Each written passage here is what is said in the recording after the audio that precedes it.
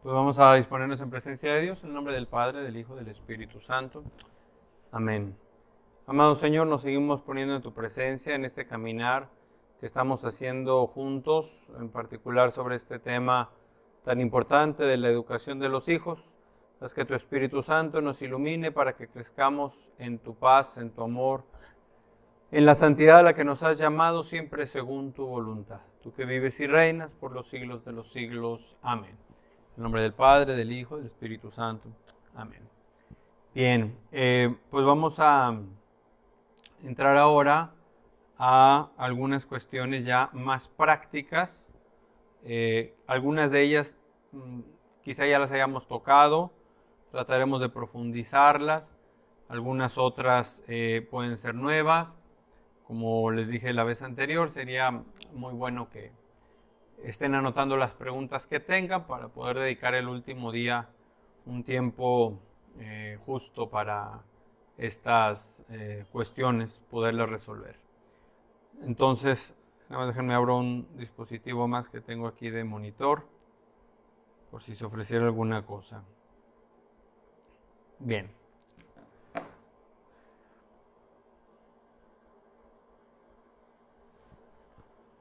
Entonces, estamos hablando de forjar el corazón de los hijos. Recordemos que el motivo último, y por lo tanto debe ser la causa primera, es la salvación, tanto de los hijos como de aquellos que tenemos el encargo de educarlos. El mejor momento para forjar en la virtud el corazón de los hijos es desde que es concebido, literalmente, hasta los 18 años de edad. ¿Por qué digo desde que es concebido? Porque el hijo debe tener una experiencia de amor verdaderamente permanente que le acompaña a lo largo de toda la vida. Y es reconocido por muchos psicólogos que hay una memoria que quizá quede en el subconsciente o en el inconsciente a lo largo de la vida, pero durante la etapa gestacional o la etapa intrauterina hay una memoria que o puede ser dañada o puede ser preservada de todo daño. Y aquí, para que nos quede claro todavía más la importancia del amor, conviene recordar, habíamos mencionado en algún momento, ¿qué es el amor? Amar es desear y procurar el bien objetivo del otro. Ese es el amor en concreto, el amor objetivo. Hay una dimensión subjetiva del amor que está presente sobre todo en la cuestión de los afectos, de la experiencia de sentimiento. No significa que este amor no sea importante o no sea bueno, definitivamente no. Pero el sentimiento es algo espontáneo en cuanto a experimentarlo. Claro que en cuanto a expresar el amor, eso es otra cosa porque sí es algo libre. Y entonces se tienen que expresar actos de amor y enseñar a los hijos a también desear y procurar el bien objetivo del otro. Ahora, el amor es una necesidad que está desde el primer instante de nuestra existencia.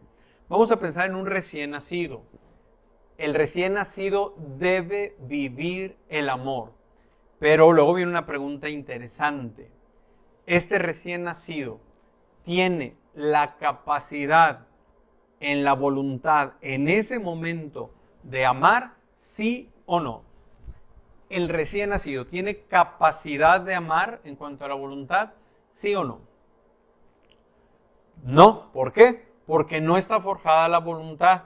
Aunque está presente, lo está de modo potencial. Una potencia que se puede desarrollar más adelante a manera de un acto. Entonces, cuando ya sea un acto, es que ya es un amor libre en el sentido estricto de la palabra, como lo hemos venido mencionando en los otros días. Entonces, el recién nacido que tiene necesidad de vivir el amor, ¿cómo es que lo va a hacer? Bueno, no como una decisión de amar, que todavía no es la edad, sino como una experiencia de ser amado.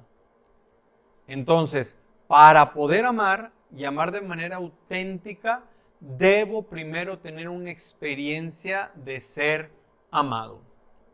Quizá aquí convenga hacer una aclaración.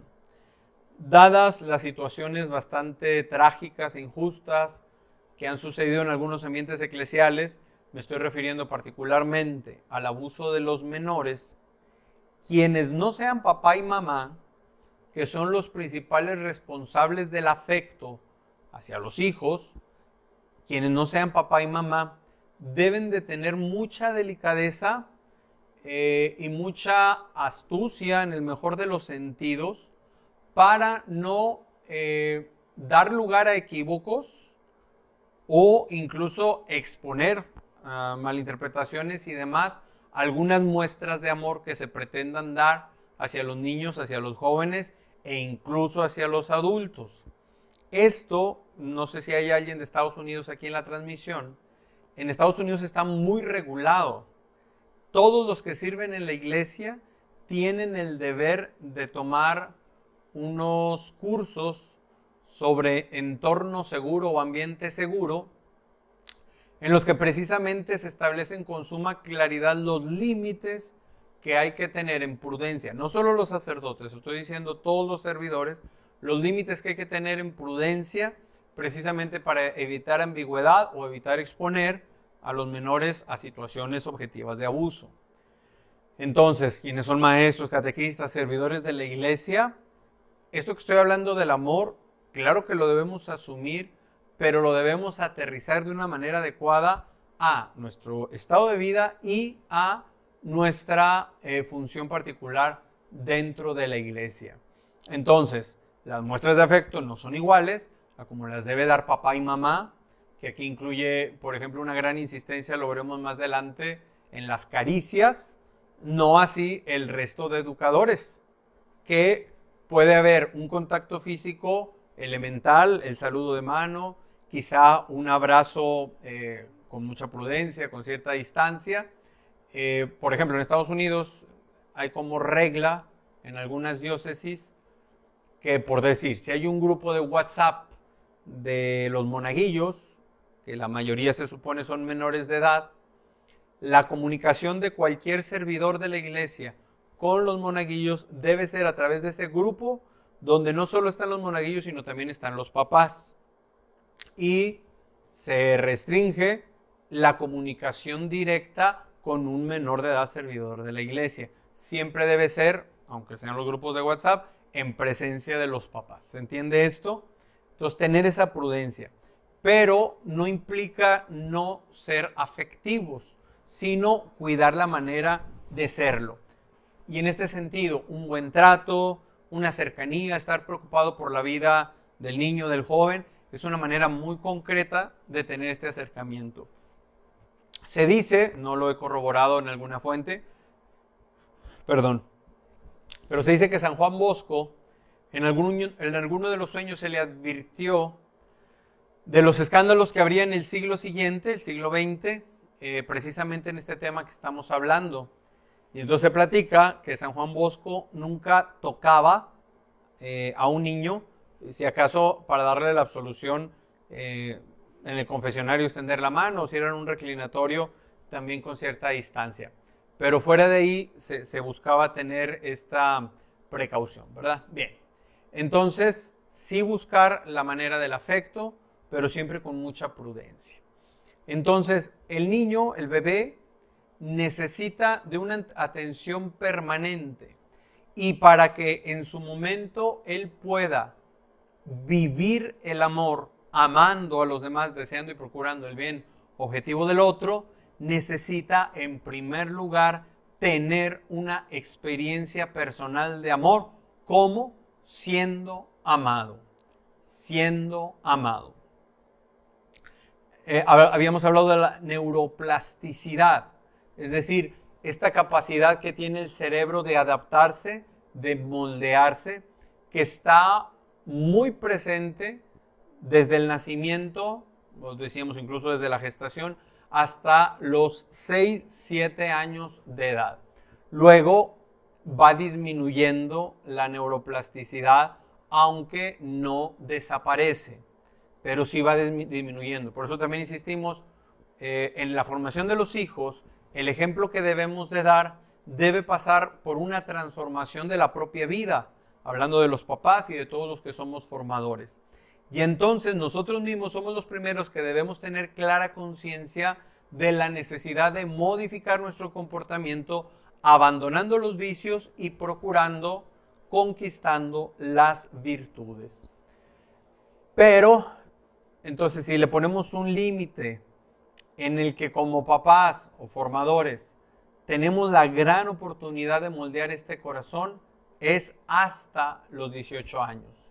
De manera que es el momento tan grave, tan crucial, que jamás se debe abandonar y jamás se debe hacer a un lado o dar por supuesto. Y entonces, en este sentido también debemos de conservar la esperanza de poder influir positivamente en nuestros hijos, en los demás, ¿no? Entonces, ¿qué pasa si yo tengo hijos adultos, 40, 50 años, o sea, yo 60, 70 o más años? Nunca es demasiado tarde para corregir en el afecto, para pedir perdón, para reordenar lo que haya fuera de lugar. Me ha tocado platicar con algunas personas que dicen que con algunos de los hijos no sienten espontáneamente el amor. Bueno, insisto, el amor no es, el amor de a de veras, el que santifica, no radica en las vísceras, sino en la voluntad. Puede ser, por la razón que sea, que haya como un distanciamiento espontáneo hacia alguno de los hijos. Pero ese distanciamiento espontáneo no tiene que estar por encima de la decisión libre de amar a aquel que Dios me ha encomendado. ¿Se entiende esto, verdad? Y aquí quisiera hacer un paréntesis que ilumina luego en muchos sentidos. La experiencia de amamantar al hijo por parte de la madre, amamantarlo con su propio cuerpo, está planeada por Dios de una forma extraordinaria. Hay una hormona que se activa precisamente para exprimir los acinos, se llama, los lugares donde, o reservorios donde se produce la leche materna y que ésta salga para que el bebé pueda comer. Esta hormona se llama oxitocina y se produce en la hipófisis, que está abajito del cerebro, ¿no? Como en el mero centro del cráneo. Esta hormona, la oxitocina, produce una experiencia de apego de la madre hacia el hijo. Por decirlo de alguna manera, y entiendas en el mejor de los sentidos, provoca como un enamoramiento de la madre hacia el hijo que ella amamanta. Es por esto que en el ambiente común y ordinario, el papá es más desapegado que la mamá, porque la mamá tiene este fuerte efecto neuroquímico en su cerebro que le ha apegado para toda la vida a los hijos que amamantó. Es una de las razones por las cuales es tan delicado que se evite la lactancia materna. Es muy delicado porque, en primer lugar, provoca un desapego de la madre hacia el hijo. Es muy frecuente que si la hija resultó madre soltera en la adolescencia, la abuela quiera suplir todo para que la hija no trunque sus sueños o su proyecto o su caminar de vida académico. Y aunque es bien intencionado, no es lo más conveniente. Lo más conveniente es que esta mamá joven lleve todo el proceso, por lo menos un año, de estar permanentemente presente con el hijo y amamantarlo para que se provoque un apego. Cuando, lo voy a decir así, la abuela se entromete, se está dañando desde el principio este vínculo materno-filial. Y es una cuestión neurofisiológica, bioquímica. Interesante el tema, ¿verdad? Y ahora, paréntesis dentro del paréntesis. Esta misma hormona, oxitocina, la produce la hipófisis de la mujer cuando está experimentando una excitación sexual. Y esta es la explicación del por qué una jovencita, que no debería de ser, pero frecuentemente así es, que en el noviazgo está iniciando una vida sexual activa con este joven, con el novio, le va a provocar, por el mismo efecto bioquímico, un apego hacia este fulano. Entonces, ¿qué sucede? Que generalmente son estas relaciones de noviazgo donde hay vida sexual activa, son de poca duración, porque el efecto que tiene en el varón generalmente es de desinterés por aquella muchacha. Digámoslo por más feo que se escuche, la usa y la desecha, ¿no? Pero luego a la muchacha le es muy frecuente el decir, es que no puedo vivir sin él, así haya sido un noviazgo de un mes. Cuando me toca recibir casos así de jovencitas que vivieron alguna experiencia de esta naturaleza, le digo estrictamente, no estás enamorada, sino que estás drogada por el efecto bioquímico de esta hormona. Así que deja que se pase y va a ir siendo más fácil superar el efecto que has estado teniendo a causa de esta vivencia que con el novio has tenido, ¿no? Entonces, bueno, cierro el paréntesis y cierro el paréntesis del paréntesis. Ciertamente los hijos no vienen con un manual, ya quisiéramos. Pero más bien que nos toca a los que participamos en la formación esmerarnos para que en este camino formativo tengamos más aciertos que errores. Aquí también quiero hacer una anotación respecto a la psicología y las diversas corrientes que existen. Lamentablemente, me atrevo a decir que es dificilísimo, por no decir imposible, porque bueno, imposible no es, pero es dificilísimo encontrar una psicología sana. Desde el principio, la psicología nació enferma. El padre de la psicología, que es Sigmund Freud, tenía una visión tan sesgada de la realidad que para él todo gira en torno al sexo. Todo gira en torno al sexo. Incluso dice que cuando el varón niño está creciendo, lo voy a decir literal como lo dice Freud, tiene una lucha de miembro viril contra su papá. O que en tal etapa el niño está enamorado de la mamá, necesariamente en un sentido erótico, y la niña está enamorada del papá. Bueno, yo no sé si hay un psicólogo aquí presente. ¿Qué quiero decir o cuál sería la propuesta? Que estudie filosofía, la filosofía de veras, Aristóteles y Santo Tomás de Aquino principalmente. Y dentro de esta se enfoca en un profundísimo estudio de la antropología filosófica. Eso, más el tratado de vicio y virtudes que tiene la Iglesia, hay muchos libros que tratan esto, sería una auténtica psicología. Psique significa alma. Entonces, sería un auténtico tratado del alma. ¿Cuál es el problema con las corrientes psicológicas? Que toman un punto y lo absolutizan. Y haciéndolo el único elemento válido o justo para tratar en el hombre con el propósito de ayudarle a mejorar. Lo cual no es verdad. El hombre está formado por muchas dimensiones, las cuales todas se tienen que aceptar. Y hoy se dice que la fe y la ciencia tienen que ir por lados diferentes. ¿Cuál es el efecto lamentable? Que la ciencia está perdiendo la moral. Y por eso se piensa hoy que todo lo que es científicamente o técnicamente posible necesariamente es moralmente admisible. Y no es así. ¿Por qué lo digo? Porque la ciencia se puede conjuntar con la fe tranquilamente. Juan Pablo II tiene una carta muy buena que les sugiero leer, que se llama Fe y Razón, Fides et Ratio.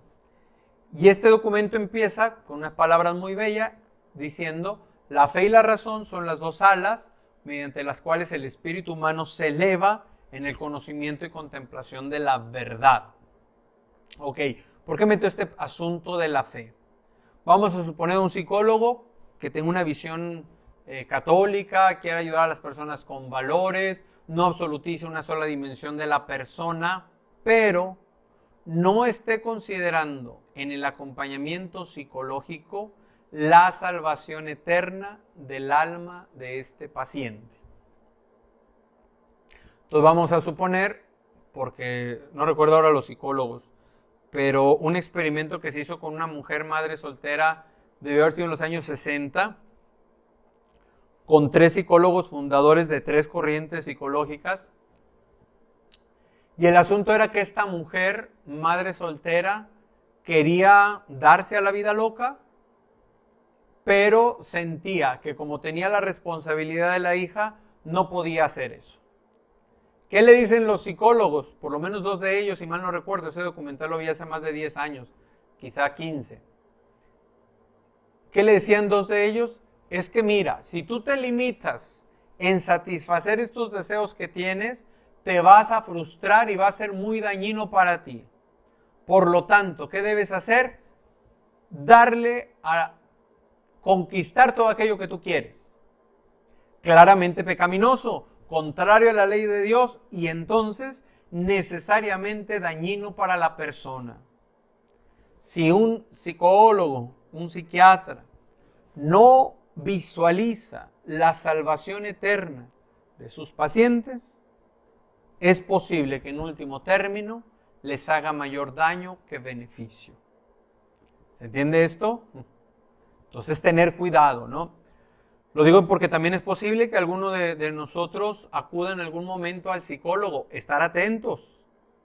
Porque si me propone o me sugiere que yo haga en mi vida algo contrario o ajeno a la voluntad de Dios, sin lugar a dudas debo decir no. Y de forma categórica. Porque luego, con el pretexto de la ciencia, se termina justificando cualquier cosa. Pongo ejemplo, ¿no? En el DSM, el Manual de Desórdenes Mentales, editado por la Asociación Americana de Psicología, que es, entre comillas, la Biblia de la psiquiatría y la psicología, aparecía la homosexualidad, toda la cuestión trans, como un trastorno que se tenía que atender. De repente desaparece. Con el pretexto de que es ciencia, ahora se afirma que lo patológico, lo enfermo, seríamos aquellas personas que no nos sentimos a gusto, por ejemplo, ante muestras de amor en una pareja no heterosexual, ¿no? A mí me incomoda que estos 2 hombres, estas 2 mujeres estén besando. El trastornado eres tú. ¿Por qué? Porque lo dice el DSM. Bueno, pero resulta que este cambio, muy importante, fue realizado por un par de médicos homosexuales y con unos estudios, con base en unos estudios que no son estadísticamente significativos. Estamos ahora en un combate muy duro en todo el continente porque desde el progresismo se quiere instituir el apoyo a las llamadas infancias trans. Y todo esto con una serie de argumentos muy bien planeados, mas no basados en la verdad, sino en el engaño. Porque ahora, fíjense en este ejemplo. Si yo tengo un hijo de 12 años que dice, es que yo no soy niño, soy niña, ¿cómo se le llama la terapia propuesta por el progresismo? Que sería una amputación de los genitales, porque no tiene otra palabra, y nunca es moralmente lícito amputar un órgano sano.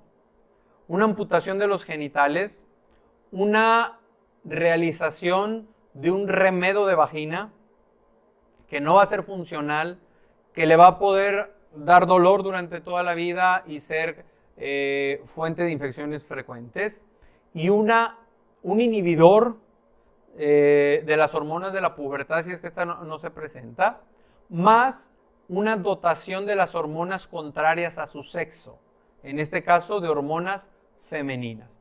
¿Cómo se le llama todo esto? Reafirmación de sexo o de género. Reafirmación, escuche.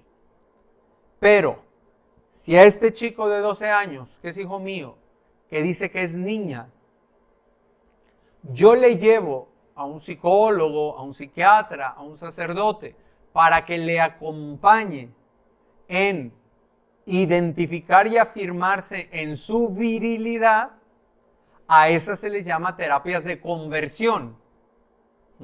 ¿Se fija cómo es invertido el término? Se le llama conversión o cambio forzado a lo que es afianzarse en lo verdadero. Y se le llama asignación al violentarlo quirúrgica y químicamente a aquel niño, aquella niña. Les voy a sugerir, creo que lo debo tener por ahí, un documental que se llama What is a Woman? ¿Qué es una mujer?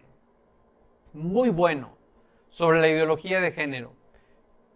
Aparece el absurdo de muchos médicos, psicólogos, psiquiatras, pediatras, que son cuestionados sobre muchas cosas, una entrevista general. Pero luego viene la pregunta clave. ¿Qué es una mujer? La gran mayoría no saben responder. ¿Por qué? Porque la ideología de género, muy vinculada al feminismo, que supuestamente en su origen está orientada a defender y afianzar a la mujer, ha terminado por anularla. Y entre los varios ejemplos concretos que se presentan en este documental, habla de una niña de 14 años quizá, no recuerdo el dato exacto, que lleva 2 años con esta hormonización contraria a la natural, 2 años, y a sus 14 años ya tiene los huesos propios de una anciana de 80. ¿Por qué? Porque se está contradiciendo a la propia naturaleza. Porque las hormonas sexuales no se ocupan solo de aspectos sexuales en la persona, sino tienen que ver de alguna manera con el funcionamiento de todos los órganos. Bien. Hablaba de los psicólogos, aunque me desvié bastante, porque la gran parte de las corrientes psicológicas terminan por negar la libertad del hombre, por anularla. ¿Qué quiero decir? No, es que el hombre no es tan libre, es que los traumas, es que los miedos, es que su condicionamiento, es que su historia de vida, y ven todo esto como un determinismo absoluto en el cual, insisto, el hombre deja de tener libertad, lo cual no es verdad. Incluso, por ejemplo, yo no estoy del todo de acuerdo que en psiquiatría, aunque yo entiendo que en el trastorno depresivo, sobre todo el depresivo mayor, hay una falta de alguna sustancia química en el cerebro y conviene, por lo tanto, cooperar con alguna terapia de medicamentos. Hasta ahí estoy de acuerdo. Pero luego se le dice al que sufre el trastorno depresivo que nunca va a poder salir de ahí, que no basta con echarle ganas y que prácticamente ya no hay ninguna alternativa para él. Aquí es donde no estoy de acuerdo. Porque aunque se le puede ayudar con terapia, con medicamentos, etc., también él sigue siendo una persona libre. Claro, no hay un switch que diga tengo depresión, ya no la tengo. No estoy diciendo eso.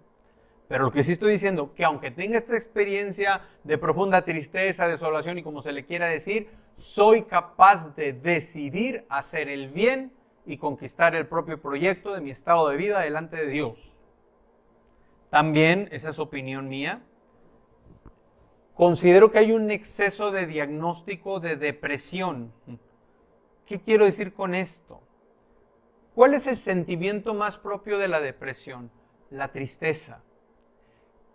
Pero la mayoría de la gente en el tiempo actual ya no dice estoy triste, dice estoy deprimido.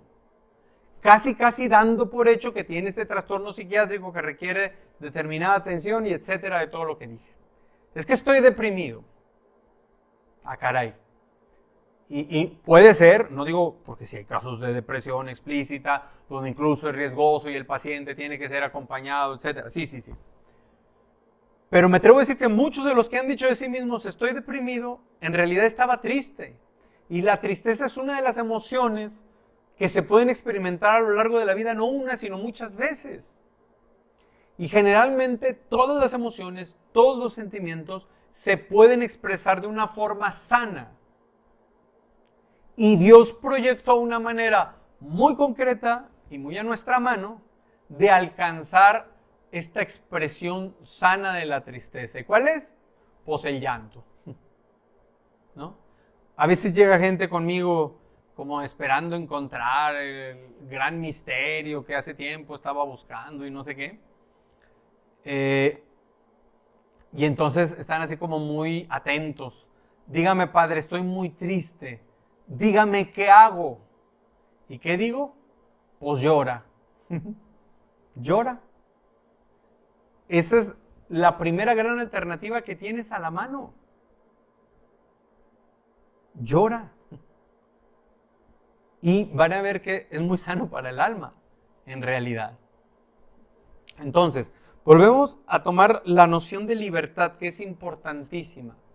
El acto libre nos permite ser diferentes, nos permite ser únicos, nos permite ser dueños de nuestra historia, de nuestras decisiones y de las consecuencias de nuestras decisiones.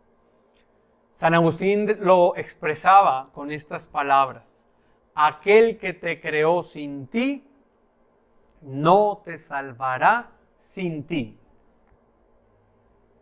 Aquel que te creó sin ti, no te salvará sin ti.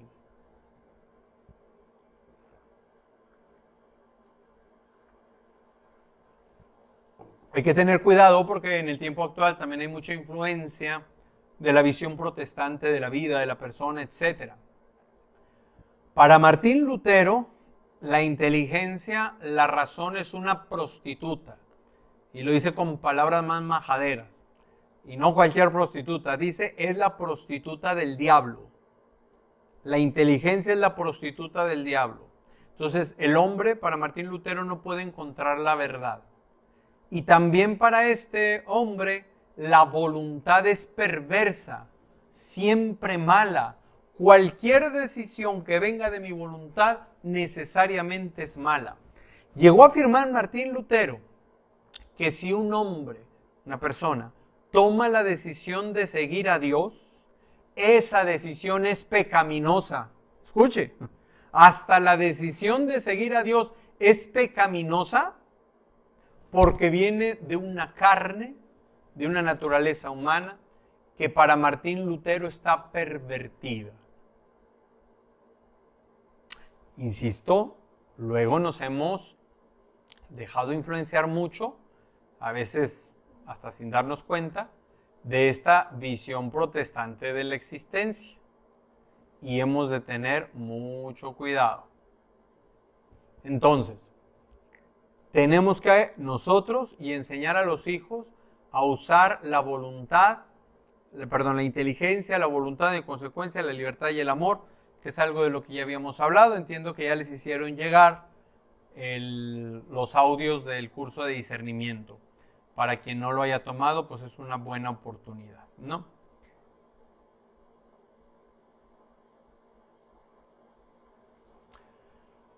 Bien. Insistimos en una frase que ya habíamos dicho en días anteriores: solo quien se siente amado puede ser educado. Al ritmo que vamos, pienso que hasta mañana hablaremos de la autoridad y del castigo, pero conviene decir ahora que el principio de la autoridad está en el amor. Apréndase esto: el principio de la autoridad está en el amor. Crear este vínculo afectivo con los hijos va a ser la mejor garantía para tener autoridad delante de ellos. El niño no puede ser un sujeto pasivo en su proceso de formación y entonces solamente llenarlo de información. Otro extremo, o información, reglas, leyes, etc. Otra postura va a decir que los sentimientos son lo más importante en la formación y entonces siempre debemos buscar que el niño, que el adolescente, que el joven se sienta bien, se sienta a gusto. Ya habíamos hablado de la importancia de permitir que los hijos experimenten la frustración, la vivan, la asuman, la enfrenten, la superen. Y entonces hay corrientes, insisto, educativas que no. el niño nunca exigirle, al niño nunca pedirle, que el niño siempre se sienta a gusto, que tampoco. Hay que buscar un equilibrio, ni solamente atacarle de leyes, de normas, de estarle supervisando todo el tiempo, pero tampoco el otro extremo, solamente buscar que se sienta bien, que se sienta a gusto, etc. Un principio que dimos en el curso de discernimiento es: no debo tomar decisiones según lo que siento, bueno, lo pongo en las vísceras porque el sentimiento es más visceral, no según lo que siento, sino según lo que sé. Vuelvo a decir, las decisiones no se toman según lo que siento, sino según lo que sé. Porque luego el sentir, no tengo dominio sobre él, puede ir y venir y termina siendo muy traidor. Y hay que tener cuidado con ello, ¿no? El ejemplo que he puesto al hablar de esto, aquel marido que está en un momento de crisis de pareja y entonces llega con el consejero espiritual a decirle: Padre, siento que ya no aguanto a esta mujer, siento que ya me tengo que separar. ¿Qué se le dice? Sienta lo que le venga en gana, pero las decisiones no se toman según lo que sientes, sino según lo que sabes. ¿Qué sabes respecto a tu sacramento del matrimonio? Que yo acepté a mi esposa y le prometí serle fiel, amarla y respetarla todos los días de mi vida. ¿Qué debo de hacer? Vivir, decidir conforme a lo que sé de lo que esta realidad matrimonial está presente en nuestra vida. Y entonces cada uno debe tomar su propio lugar dentro de la formación. Y a los que nos toca estar al frente, nunca olvidemos que somos modelo que los niños repetirán. Por ejemplo, hablando del hacer berrinche o rabieta o chiflazón, no sé cómo le digan en los diferentes países, pero este espectáculo donde el niño grita, se deja caer, patalea, etc. Es propio de un niño hasta cierta edad hacer berrinches. Por lo que sea, porque le diste una orden, porque le prometiste algo, porque no se lo diste, porque sí se lo diste. Es común que el niño haga este berrinche o rabieta. ¿Dónde entra lo verdaderamente preocupante? Que papá y mamá, que no saben moderarse, controlarse en sus reacciones respecto a lo que el niño hace, terminan realizando un ridículo espectáculo con una rabieta igual o peor que la que acaba de hacer el niño. ¿Me entiende? Y por eso una vez en la calle ve papás discutiendo entre ellos y luego van regañando al niño o le van pegando cual si fuera piñata, y eso es muy deplorable y muy dañino para el hijo ante todo. Entonces hay cosas que son propias de los hijos, del berrinche y demás, y uno no tendría por qué hacer berrinche.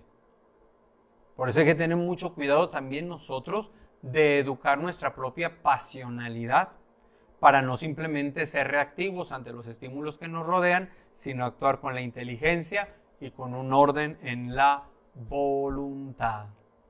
Como un paréntesis, las discusiones del matrimonio forman parte de la intimidad.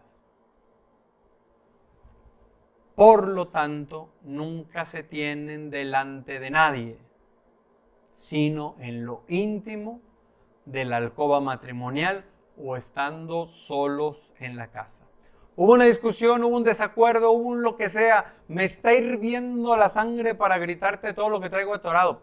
Sobre todo la mujer, que tiene una memoria prodigiosa, es capaz ante una pequeña falta vincularla con todo el archivo existente de los últimos 20 años de relación. Y acuérdate, es que en el año 2003 tú me dijiste y no cumpliste. Y empieza, bueno, la discusión que sea forma parte de la intimidad de los esposos y por lo tanto nunca se tiene delante de nadie ni delante de los hijos. Dicho en un sentido positivo, nuestros hijos tienen que estar seguros de que tú y yo nos amamos. Porque ese es el fundamento de la autoridad. No solamente el amor que le debemos de tener a nuestros hijos, del que ya hablamos, sino incluso como algo previo y que sostiene el amor hacia los hijos, el amor dentro del matrimonio. Atentos con eso, porque en toda Hispanoamérica está esta idea muy terriblemente dañina y totalmente falsa. Están primero tus hijos que tu marido. No es verdad. La familia inicia fundándose con un sacramento que se llama matrimonio y que por lo tanto debe ser la prioridad. No en desprecio o en ignorar a los hijos, no estamos diciendo de eso, pero sí en tener un orden de prioridad en cuanto que el matrimonio es algo que se tiene que custodiar siempre. Porque es frecuente que una vez que se va avanzando en la vida matrimonial, ella tienda a ser, entre comillas, infiel, refugiándose en la maternidad, y él tienda a ser, entre comillas, infiel, refugiándose en el trabajo o en los amigos. ¿Me entiende lo que quiero decir? Y terminan descuidando su vida matrimonial, y cuando los hijos están yendo de la casa, se dan cuenta que amanecen en la cama con un perfecto desconocido, una perfecta desconocida. Entonces, un punto fundamental, más que fundamental para la educación de los hijos, es el amor no solo de los padres, sino entre los padres. Los hijos tienen que estar seguros de que papá y mamá se aman. ¿Bien?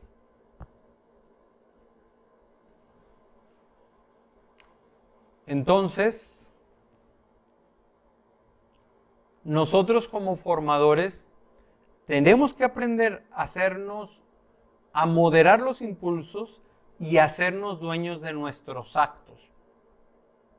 Porque ¿qué pasa? Si los niños están haciendo demasiado ruido, la mamá estaba más cansada del ordinario por alguna razón y termina enojándose, gritando, explotando, dando nalgadas, golpeando a los hijos, cuando se le serenan las tripas, termina diciendo, es que ustedes me hacen enojar. La culpable no soy yo, son ustedes que me hicieron enojar. Claro que no. El hijo pudo haber cometido la falta, el hijo pudo haber quebrado accidentalmente lo que fuera, pero de mis actos yo soy dueño. Porque si me creo esta estructura de que son ustedes los que me hacen enojar, con esto voy a pretender justificar todas las inconsistencias y daños que vengan de mi parte. ¿Me entienden lo que quiero decir? No puedo hacerme un falso refugio para decir yo no hice nada, ustedes son los malos del cuento.